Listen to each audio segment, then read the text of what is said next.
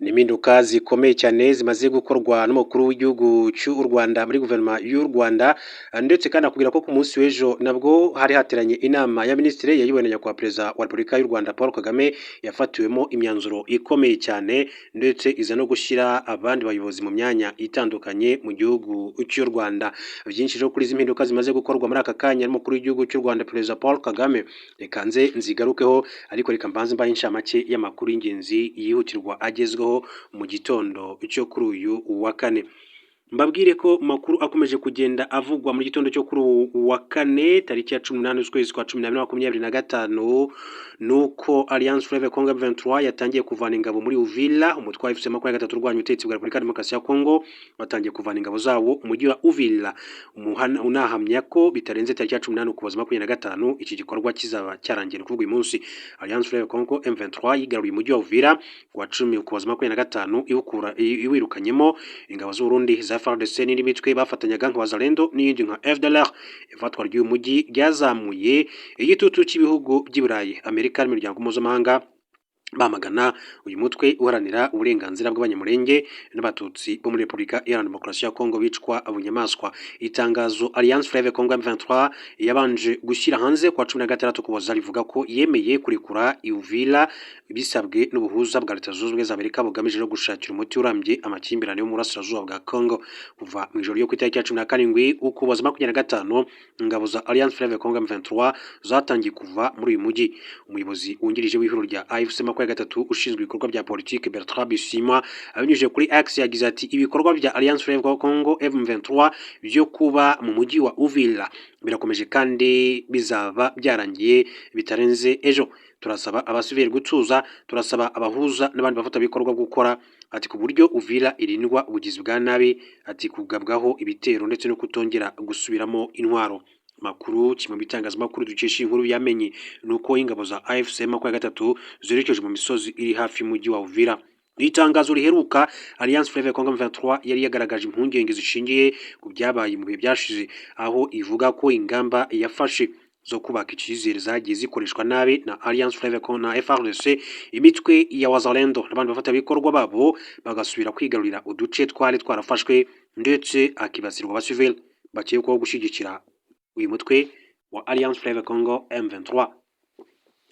Reka mbabwire ko mu gihugu cy'u Burundi amakuru akomeza kugenda avugwa, aravuga yuko leta y'u Burundi yatangaje ko iteganya kohereza abanyekongo baherutse kubuhungiraho kure y'umupaka bakuye mu nkambi z'agateganyo zitandukanye. Abanyekongo barenga 20,000 bahungiye mu Burundi mu gihe mu bice biri mu kibaya cya Rusizi ku ruhande rw'intara Kivu y'Amajyepfo haberaga imirwano ikomeye. Hari abahise rero bajya mu nkambi z'agateganyo zegereye umupaka w'u Burundi na Repubulika ya Demokarasi ya Kongo, abandi bajya kubana n'abaturage mu bice birimo Bujumbura. Minisitiri w'umutekano w'imbere mu Burundi witwa Ndaruzaniye Leonidas kuri wa 17 Ukuboza 2025 yemeje impunzi z'abarundi z'abanyekongo ko zitari mu nkambi ko zigomba rero kuhava bwangu. Minisitiri Ndaruzaniye Leonidas yasabye izi mpunzi kujya mu nkambi ziri hafi y'umupaka mu bice nka Gatumba, Vugizo, Kasenge ndetse na Chimere muri Bujumbura, hamwe na Magala na Makombe muri Burunga. Yagize ati leta y'u Burundi izahera ko ibakurayo ibajyana mu nkambi y'impunzi iri kure y'aho baje bava, nk'uko amategeko mpuzamahanga yerekeye impunzi abisaba. Burundi bwanakiriye ingabo za RDC zabuhungiyeho, aho imitwe yigize ihuriro rya Wazalendo n'abarwanyi b'umutwe w'iterabwoba FDLR urwanya leta y'u Burundi y'u Rwanda. Aba bose babarirwa mu 200 bari mu gihugu cy'u Burundi. Rero mbere gato tujya ku nkuru yacu nyirizina, mbabwire ko hari umudepite wigenga witwa Mariana Bezura yakoze igisa n'imyigaragambyo muri Nshinga amategeko ya Ukraine, asaba ko umugaba mukuru w'ingabo za Ukraine Alexander Sirkian yeguzwa. Uyu mudepite yitambitse ahari hagiye gutangirwa imbwirwaruhame no kuvuga kuri podium, asaba ko Sirkian yeguzwa ndetse n'uburyo igisirikare kiyoborwa bigahinduka. Ibi byatumye rero muri Nshinga amategeko haba akavuyo ubwo abandi badepite barimo Seri Taruta bageragezaga kumukura kuri podium. Amashusho yaciye ku mbuga nkoranyambaga z'umwe mu badepite bari mu nteko witwa Alexei Hochelenko agaragaza Bezura ahatizwa kuva kuri podium. Uyu mugore yavuze ko bari bamwangiye no kwinjira mu nteko, ariko agatiriza kugeza yinjiye. Maria Bezura asanzwe azwiho gukora ubuvugizi bunyuranye burimo no gusabira abadepite kongererwa imishahara mu nteko ishinga amategeko y'iki gihugu. Reka mbabwire ko iyi nayo yaba ari inkuru nziza cyane aho Minisitiri w'Ububanyi n'Amahanga n'Ubutwererane w'u Rwanda Ambasaderi Olivier Nduhungirehe yatangaje ko mu mpera z'icyumweru gishize inzego z'umutekano z'u Rwanda n'iz'u Burundi zahuriye mu nama igamije kureba uko hakemurwa ikibazo cy'umwuka mubi hagati y'ibihugu byombi.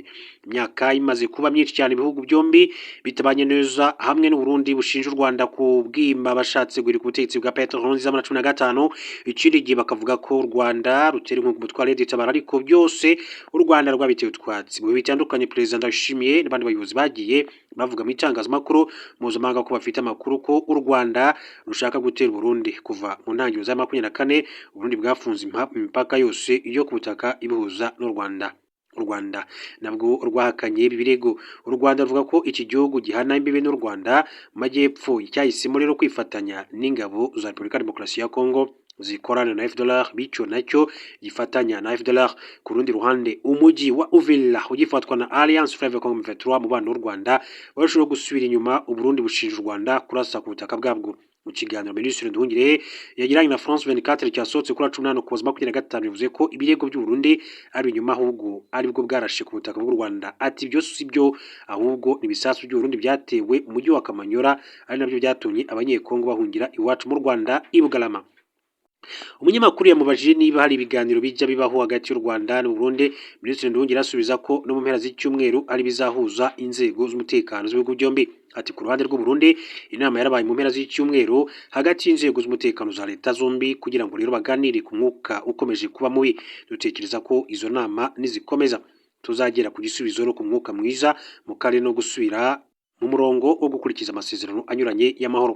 Ku ruhande rwa Repubulika ya Demokarasi ya Kongo ibiganiro bihuza ibihugu byombi bikuye mu bya Washington, ahahurira urwego rw'umutekano ruhuriweho Joint Security Coordination Mechanism ruzakurikirana ibikorwa byo gusenya umutwe w'iterabwoba wa FDLR ndetse no gukuraho ingamba z'ubwirinzi z'u Rwanda rwashyizweho.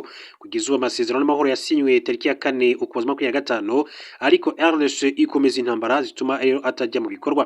FDLR igizwe n'abarwanyi babarirwa hagati y'ibihumbi 7 n'ibihumbi 10, kandi abenshi bari mu ngabo za FARDC zifatanya n'iz'u Burundi zirenga ibihumbi 20 zoherejwe mu rugamba mu kurwanya AFC 23. Nduhungirehe yavuze ko inama z'urwego ruriho rw'umutekano zasukurwa hagiye kurebwa ku bijyanye no kurandura burundu umutwe wa FDLR n'ikurwaho n'ingamba z'ubwirinzi u Rwanda rwashyizeho.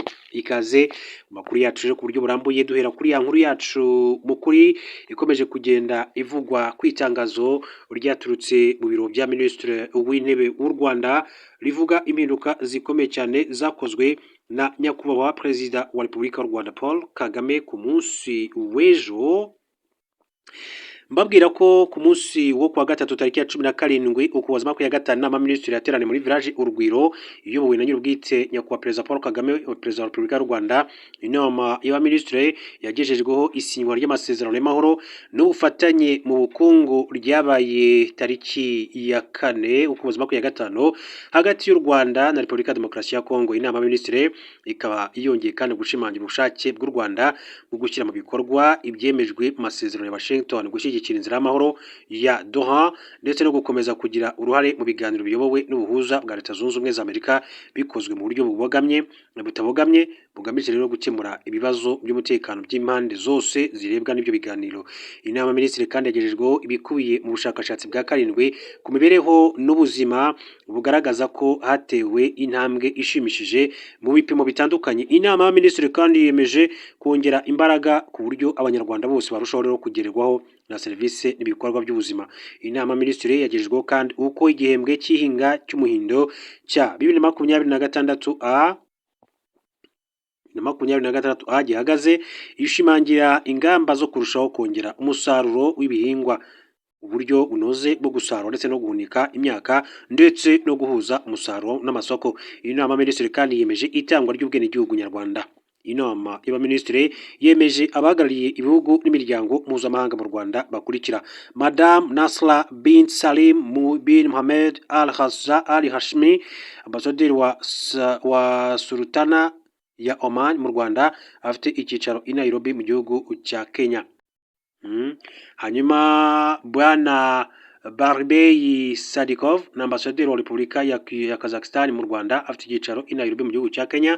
Dr Richard Amenya, n'uhagarariye gahunda zihuriweho z'umuryango w'abibumbye mu kurwanya sida UNAIDS mu Rwanda, akaba n'umuyobozi w'ihuriro rya UNAIDS bikorera mu bihugu bitandukanye, afite icyicaro i Nairobi mu gihugu cya Kenya. N'abaminisitiri yashyize mu myanya abayobozi bakurikira: WASAC Group, abagize inama y'ubuyobozi bwana Chu Men Leong ni perezida, madamu Tederi Wimana visi perezida, Dr Jean Pierre Nshimiyimana ugize inama y'ubuyobozi, bwana Albert Munyabugingo ugize inama y'ubuyobozi, madamu Juliette Kavaruganda ugize inama y'ubuyobozi, madamu Gema Maniraruta ugize inama y'ubuyobozi, madamu Juliette Gakwerere ugize inama y'ubuyobozi.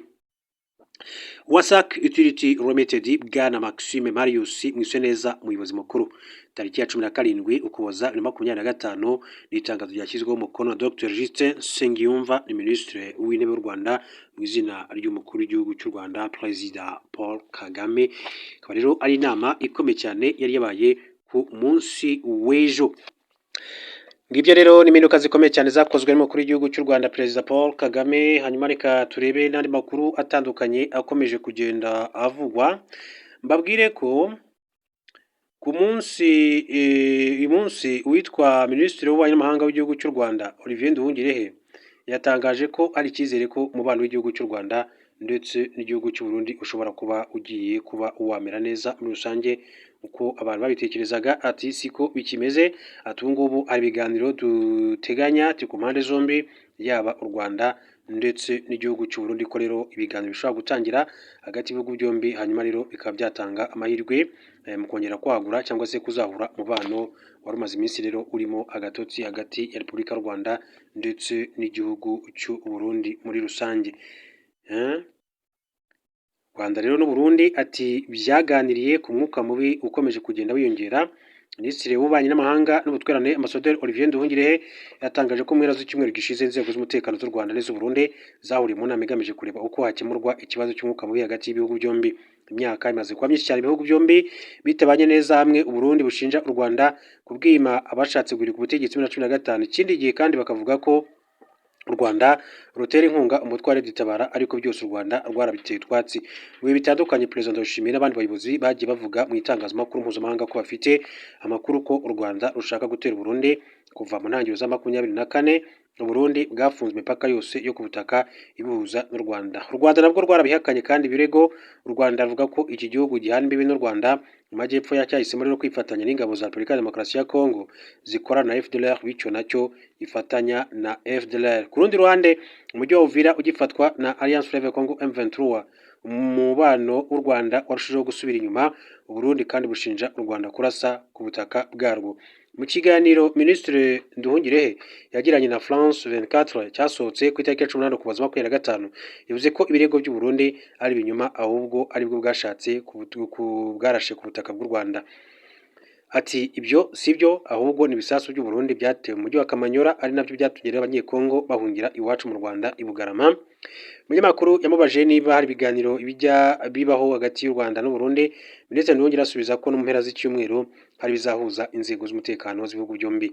Ati ku ruhande rw'u Burundi inama yarabaye mu mpera z'icyumweru hagati y'inzego z'umutekano za leta zombi, ati kugira ngo rero baganire ku mwuka ukomeje kuba mubi. Dutekereza ko izo nama atari zikomeza tuzagera ku gisubizo no ku mwuka mwiza mu karere ndetse no gusubira ku murongo, ati wo gukurikiza amasezerano anyuranye y'amahoro. Ku ruhande rwa RDC ibiganiro bihuza ibihugu byombi bikubiye mu bya Washington, ahurira urwego rw'umutekano huriho Joint Security Coordination Mechanism ruzakurikirana ibikorwa byo gusenya umutwe w'iterabwoba FDLR ndetse no gukora ingamba z'ubwirinzi u Rwanda rwashyizeho.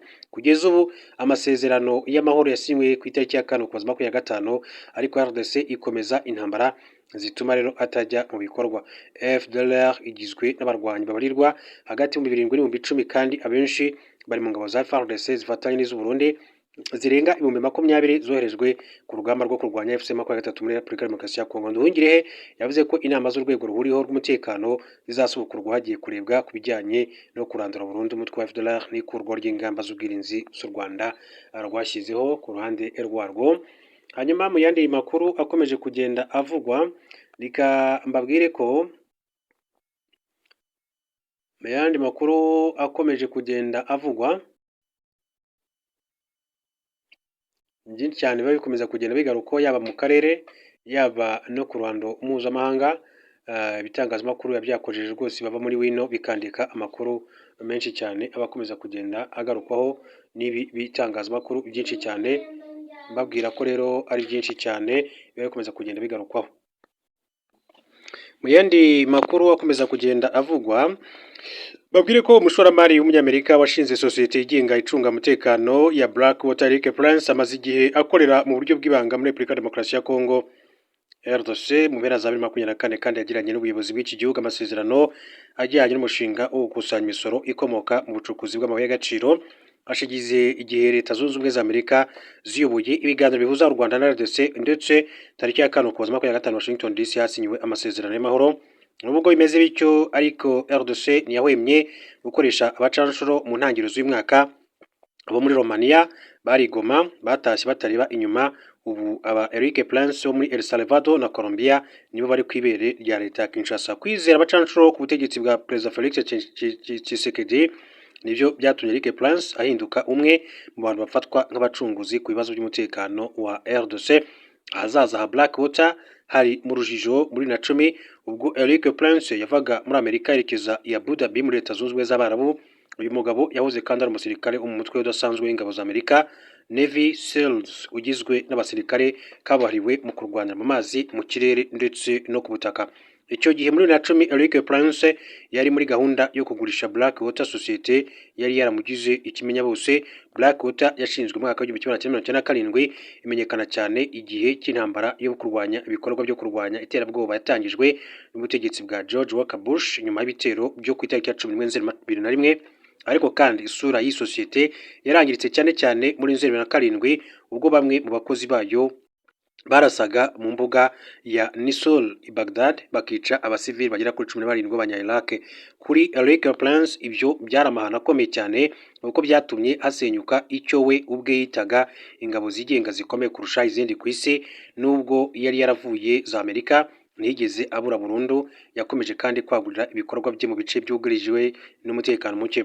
Nyuma y'imyaka 15 asezerwe, Eric Prince yongeye kandi kubura umutwe mu buryo butunguranye mu bitandukanye. Yagiranye amasezerano n'ibihugu bitandukanye birimo Haiti, Equateur na Peru, aho ibikorwa bye byibanze ku kurwanya udutsiko twitwaje intwaro, intambara yo guca ibiyobyabwenge ndetse na gahunda zo kwirukana abimukira badafite ibyangombwa. Tariki ya 16 Ukuboza 2025 ikinyamakuru Jeune Afrique cyatangaje ko Eric Prince ari no mu karere k'ibiyaga bigari, cyane cyane muri RDC, igihugu ubutegetsi bwa Perezida Donald Trump ubuhanze amaso. Ikintu cyashishikaje benshi kurusha ibindi mu gukusanya mu kugaruka kwa Eric Prince ni uburyo yinjiye muri Repubulika ya Demokarasi ya Kongo, igihugu we ubwe asobanura nk'igihugu kinini cyane kandi cyiganjemo akajagari nk'uko aherutse kubibwira ikinyamakuru Le Point.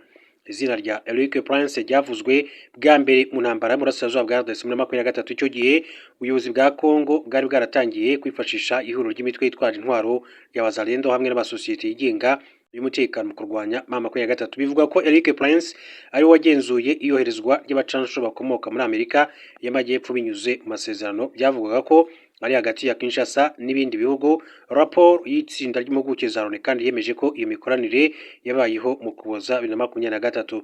Imikoranire ntiyamaze igihe kinini, ari nabyo rero byatumye muri RDC hinjira abandi bacanshuro bahawe akazi na sosiyete zirimo Agemira iyobowe n'Umufaransa Olivier Bazin ndetse na Congo Protection iyobowe n'uwahoze ari umusirikare w'Umufaransa ufite inkomoko muri Romania Horatiu Potra. Abacanshuro b'iyi mitwe bo yombi bari mu birukanwe na M23 mu mpera za Mutarama 2025 ubwo yari imaze gufata umujyi wa Uvira ndetse umujyi wa Goma. Nubwo ibiganiro bya mbere bitagenze neza, igitekerezo cy'imikoranire hagati ya Eric Prince na Leta RDC nikigeze gishyirwa ku ruhande. Eric Prince yakomeje kandi kuvugana n'abari hafi ya Perezida Felix Tshisekedi ndetse nk'uko bivugwa n'abantu babiri ba hafi y'uyu mukuru w'igihugu bahuriye Dubai mbere y'uko Prince agirana amasezerano na Minisiteri y'Imari ya RDC mu Ukuboza 2025. Aya masezerano yaramaze imyaka 2 aganirwaho, ateganya ishyirwaho ry'ishami rifasha Leta gukusanya imisoro iva mu bigo bicukura amabuye y'agaciro. Iyi gahunda ishobora no kwaguka ikagera ku bikomoka kuri peteroli, gaze n'ibindi bigasobanurwa mu buryo bwo gushimangira ubusugire bwa RDC. isura mbi RDC ifite mu bijyanye n'imikorere y'ubucuruzi ntiyigeze itera Eric Prince impungenge ubwo yageraga bwa mbere mu gihugu mu ntangiriro za 2010. Yaramaze kandi gutangiza gahunda itavugwaho rumwe yo kurwanya ubwambuzi bwo mu nyanja ku nkombe za Somalia. Yumvaga ko niba yarabashije gukorera muri Somalia yari yarugarijwe n'umutwe wa Al-Shabaab muri RDC naho nta kabuza azagera ku ntego ze. Umwe mu bari barakoranye nawe abivuga muri make agira ati yagiraga inyota yo kwinjira mu mishinga abandi babonye nk'irimo ibyago byinshi.